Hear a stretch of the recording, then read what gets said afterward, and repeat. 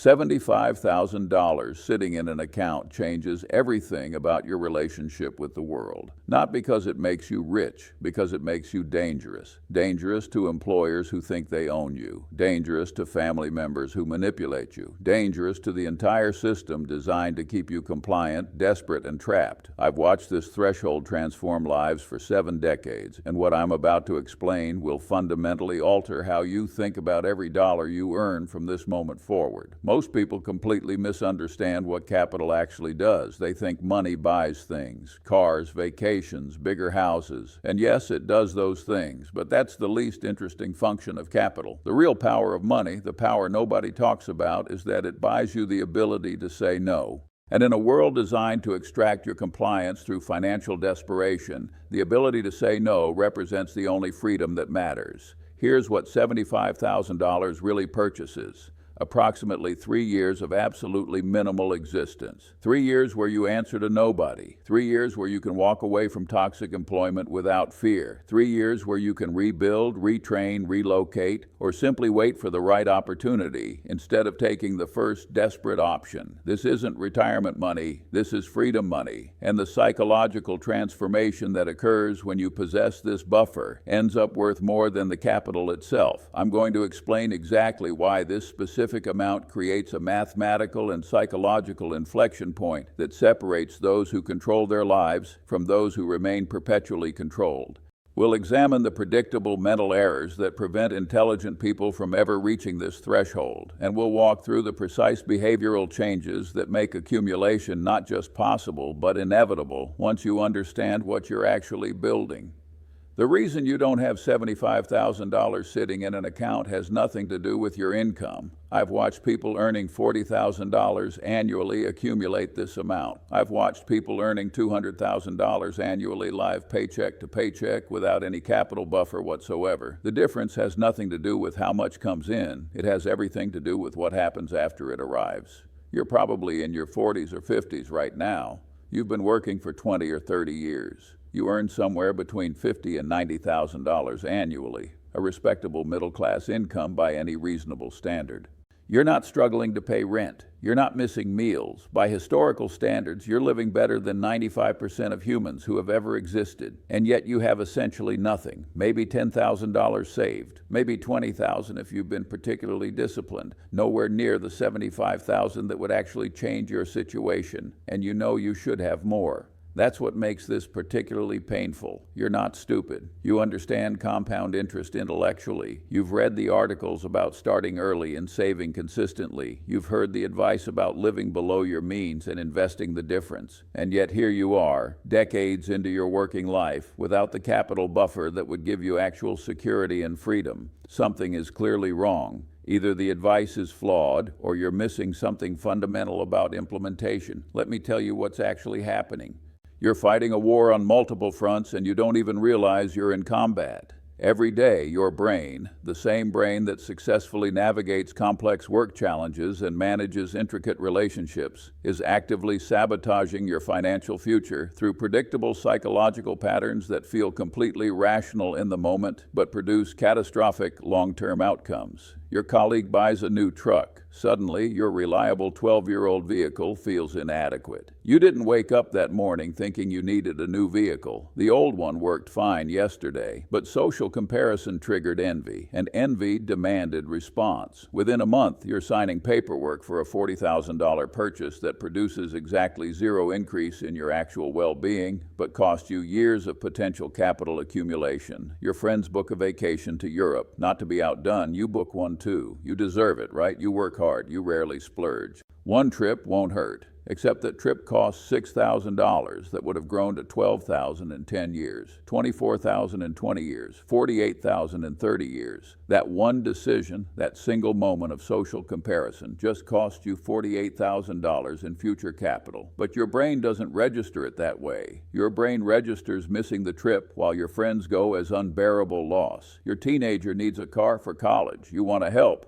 You're a good parent. You put $15,000 toward the purchase, telling yourself it's an investment in their future. Maybe it is, but it's also $15,000 that's no longer compounding for your security. And here's the brutal truth. Your child will be fine without the car. They'll figure it out the way every generation before them figured it out. But you might not be fine without that capital when you're 65 and realize you have nothing.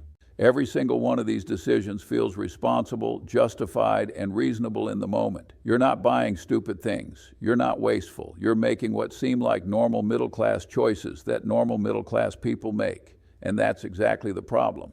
Normal middle-class choices produce normal middle-class outcomes, working until you physically cannot anymore because you never accumulated enough capital to make yourself untouchable. The anxiety you feel about money isn't because you're failing. It's because you're succeeding at exactly what the system designed you to do. You're generating income, converting it immediately into consumption, and repeating this cycle until you die. You feel behind your peers because you are behind, but so are they. Everyone's pretending. Everyone's stressed. Everyone's one job loss away from real trouble. The difference is you're aware enough to feel the anxiety. That awareness represents your only advantage.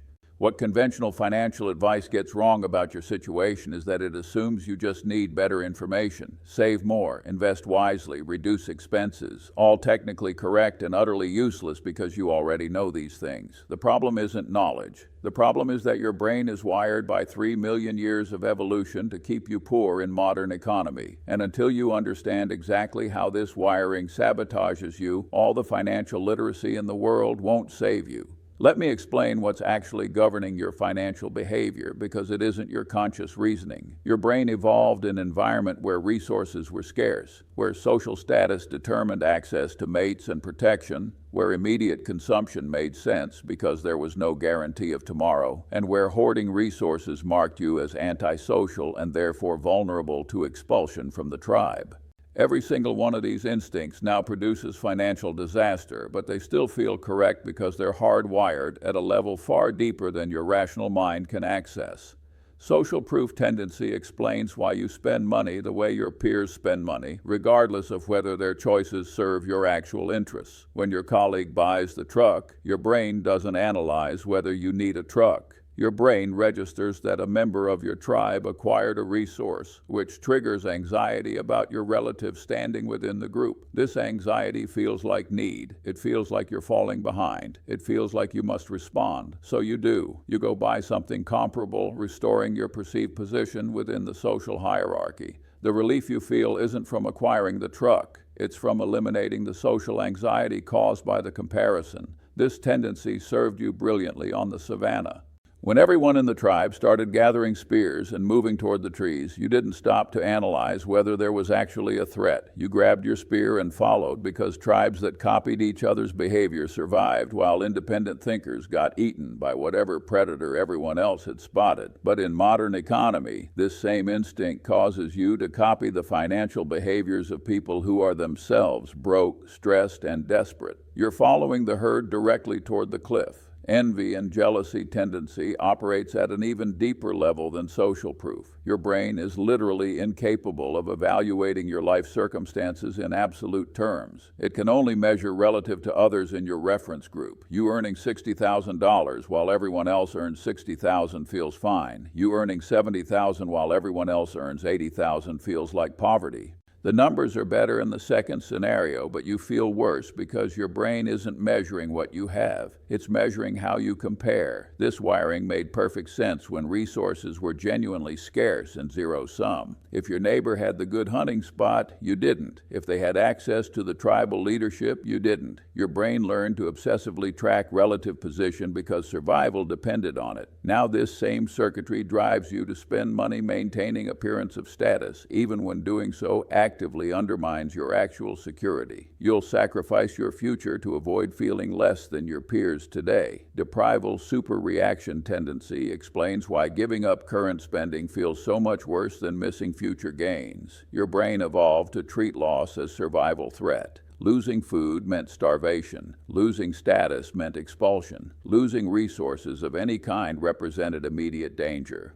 So your brain developed massive aversion to loss that completely overwhelms consideration of abstract future benefits. When you contemplate not taking the vacation, your brain registers giving up something you could have right now. That feels like loss. triggering pain response designed to prevent you from accepting losses. When you contemplate future investment gains, your brain registers nothing because future remains abstract and distant. No pain associated with missing something that doesn't exist yet. This asymmetry in how your brain processes present versus future creates systematic bias toward consumption over accumulation. The pain of forgoing the vacation is immediate and intense. The benefit of $48,000 30 years from now is distant and abstract. Your brain wasn't designed to properly weight these trade-offs because throughout evolutionary history there was no such thing as long-term financial planning. You ate when food was available or you starved. The concept of deliberately experiencing present deprivation to enable distant future consumption would have made no sense and conferred no survival advantage. Availability bias distorts how you evaluate financial risk and opportunity. Whatever you've seen recently or whatever has been presented vividly dominates your probability assessment far beyond what statistics would justify. Your cousin made $50,000 trading cryptocurrency. This single vivid example overwhelms the statistical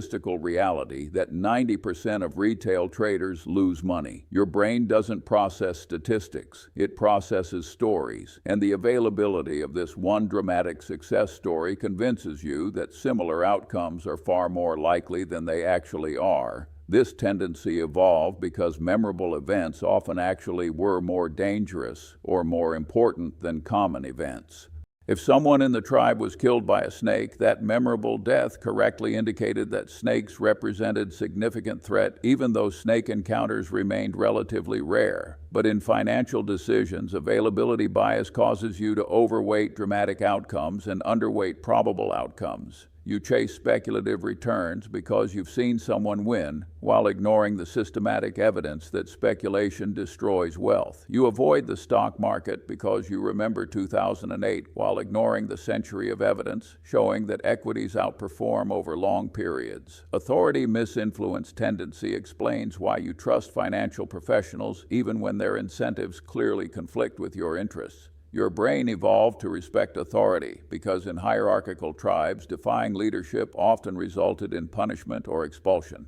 This instinct to defer to authority now causes you to accept advice from financial advisors whose compensation structure incentivizes them to recommend products that generate fees rather than optimize your outcomes. You feel uncomfortable questioning the expert because doing so triggers anxiety left over from when questioning tribal elders could get you killed. Here's what makes these tendencies particularly dangerous. They don't operate independently, they combine. During market bubbles, social proof plus envy plus availability bias plus authority misinfluence create what I call Lollapalooza effects. Compound psychological pressure that completely overwhelms rational analysis. Everyone's buying real estate, which triggers your social proof tendency. Your neighbors are getting rich, which triggers envy. You've seen dozens of stories about people making fortunes, which triggers availability bias. And financial advisors are telling you this time is different, which triggers authority deference. These four forces combine to make obviously stupid decisions feel not just reasonable but obviously correct. And by the time you realize what happened, you've lost everything. Understanding these tendencies doesn't make you immune to them, but it creates one critical advantage: the ability to recognize when you're being manipulated by your own psychology.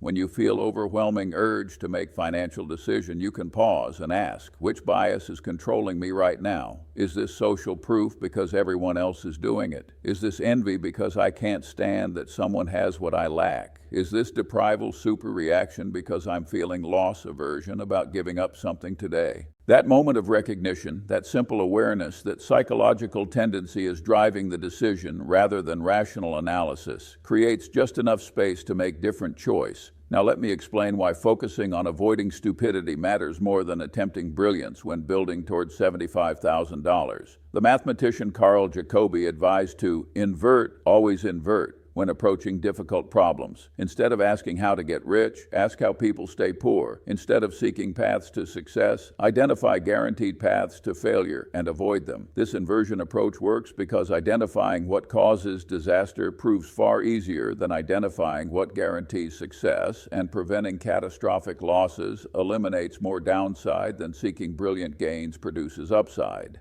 Here are the behaviors that guarantee you will never reach $75,000, no matter how much you earn. First, carrying high-interest consumer debt.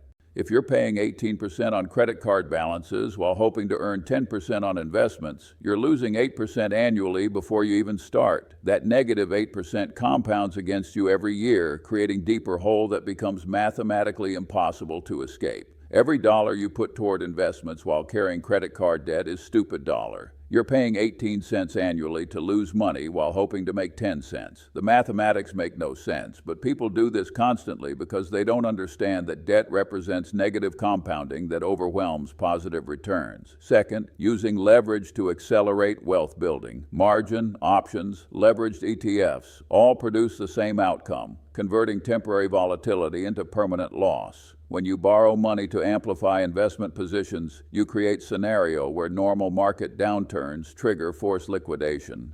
A 30% market decline on unleveraged portfolio is just a paper loss that recovers during the next cycle. That same 30% decline on a 50% leveraged position becomes 45% loss that triggers margin calls, forcing you to sell at the bottom, converting temporary downturn into permanent capital destruction. I've watched this pattern destroy intelligent people repeatedly. The promise of amplified returns seduces them into accepting catastrophic risk they don't fully understand until the disaster occurs.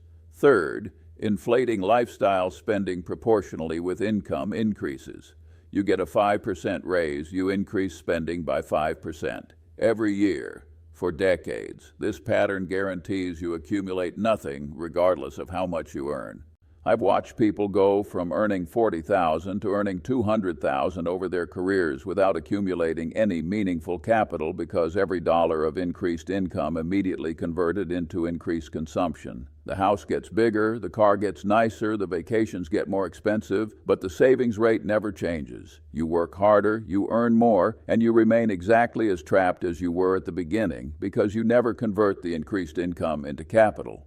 Fourth, chasing investment performance by abandoning systematic approaches when they temporarily underperform. You commit to index funds, the index falls 15%, your neighbor makes money in some speculative trade, you abandon the index and chase the hot investment. Then that investment falls, you panic and sell, meanwhile the index has recovered and moved higher.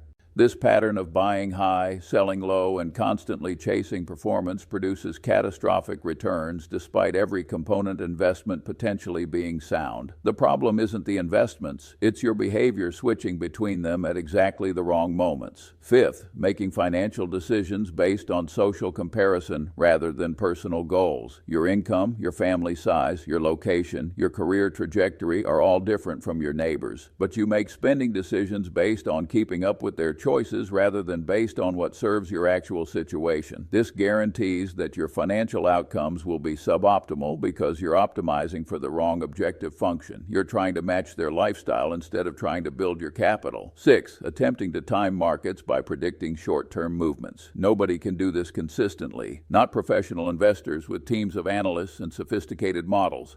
Definitely not you with your day job and CNBC in the background. Every attempt to get clever, selling before the crash, buying at the bottom, produces worse results than just staying invested systematically. But your brain can't accept this because it feels like you should be able to predict obvious patterns. So you try, and you fail, and you try again, and you fail again. Each failure costs you money and time, compounding into massive underperformance. Here's what you need to understand. Remarkable long-term results come from trying to be consistently not stupid instead of trying to be very intelligent. This might be the most important insight I can share with you. You don't need to identify the next Amazon to build wealth. You don't need to time the market perfectly. You don't need sophisticated strategies that require expertise you don't possess. You need to avoid obvious mistakes consistently over long periods. That's the entire game. Stop carrying credit card debt. Stop using leverage. Stop inflating lifestyle with income. Stop chasing performance. Stop comparing yourself to others. Stop trying to time markets. If you simply avoid these obvious errors, you will accumulate capital, not through brilliance, through error avoidance, through refusing to do the stupid things that feel smart in the moment, but produce disaster over time. Let me show you exactly how the mathematics work so you understand precisely what reaching $75,000 requires and what it produces. Assume you're starting with $5,000 saved right now, more than most people have, but not an unrealistic starting point. Assume you can save $1,000 per month, which represents a 20% savings rate on $60,000 annual income after taxes. Assume 7% annual returns, which closely matches historical stock market performance after inflation. These are conservative assumptions deliberately chosen to be achievable rather than optimistic. In year one, you contribute $12,000. You're starting $5,000 plus these contributions plus 7% returns gives you approximately $18,000 total. Progress feels glacially slow. You're still nowhere close to $75,000. This is where most people quit because the math feels broken. They're doing everything right and barely moving the number. By year three, you've contributed $36,000 total, plus your original $5,000. With compounding, you now have approximately $46,000. You've now crossed the psychological milestone of having nearly one full year of expenses saved. This matters more than you realize because it's the first point where you start to feel subtle psychological shift. You're not financially independent, but you're no longer quite so desperate. By year five, you've hit approximately $78,000. You've crossed the threshold. 5 years of disciplined saving at 20% of income transformed you from someone living paycheck to paycheck into someone who possesses genuine options. Notice what this required. Not a brilliant investment strategy, not a high income, not lucky breaks. Simply saving 20% consistently and investing it in index funds that produced market returns. That's the entire formula. Now let's examine what this $75,000 actually buys you. At minimal spending, we're talking truly bare bones existence of $1,500 per month covering cheap rent, basic food, minimal transportation. This represents 50 months of survival, just over 4 years of complete freedom from financial pressure. But this understates the real value because you're probably not going to drop to absolute minimum spending in month one. More realistically, you could reduce your expenses to $36,000 annually, half your current spending, and stretch this capital for approximately 2 years while maintaining reasonable quality of life. 2 years where you can leave toxic employment without immediate replacement. 2 years where you can retrain for different career. 2 years where you can wait for the right opportunity instead of taking first desperate option. This flexibility fundamentally changes your relationship with employers, with family members, with anyone who previously wielded power over you through your financial desperation. But the real transformation isn't the arithmetic of months of survival. It's the psychological shift that occurs when you possess capital buffer. You walk into work differently when you know you can leave. You negotiate differently when you're not desperate. You maintain boundaries with family differently when they can't use money to manipulate you. You sleep differently at night knowing that normal life emergencies won't destroy you. The capital provides security, but the security provides psychological freedom that changes every aspect of how you operate in the world. Let me show you the catastrophic cost of interrupting this process through a specific comparison. Person A saves consistently for 5 years, accumulates $78,000, then maintains discipline for 15 more years until retirement. At the same 7% annual return with continued monthly contributions of $1,000, this person retires with approximately $450,000. Person B follows an identical path for 5 years, reaches $78,000, then decides they deserve a new kitchen. They pull out $35,000 for the renovation. They resume saving afterward at the same rate. At retirement, person B has approximately $320,000. The $35,000 kitchen cost them $130,000 in terminal wealth due to lost compounding.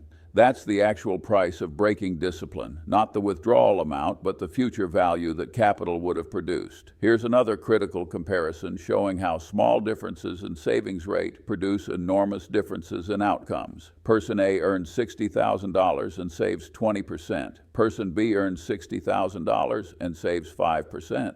Same income, different behavior. After 20 years, person A has approximately $500,000. Person B has approximately $125,000. The difference between 20% and 5% savings rate is 15% of income, $9,000 annually. Over 20 years, that's $180,000 in contributions.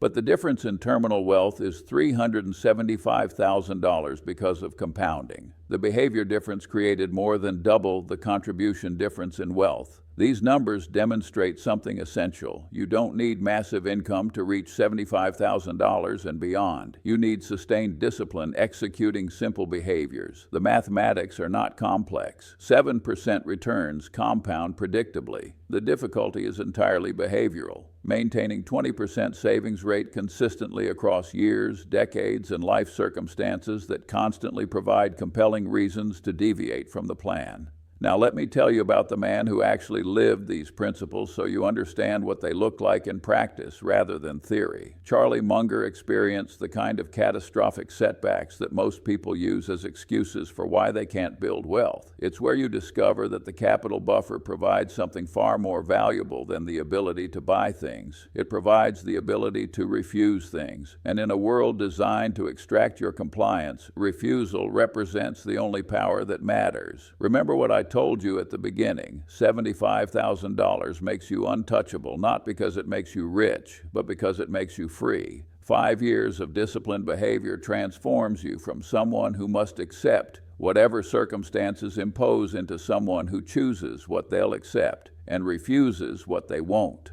Most people never attempt this transformation because they don't believe it's possible. You now understand the mathematics and psychology proving it's not only possible but inevitable if you simply avoid being stupid consistently. The question isn't whether you can do this. The question is whether you will.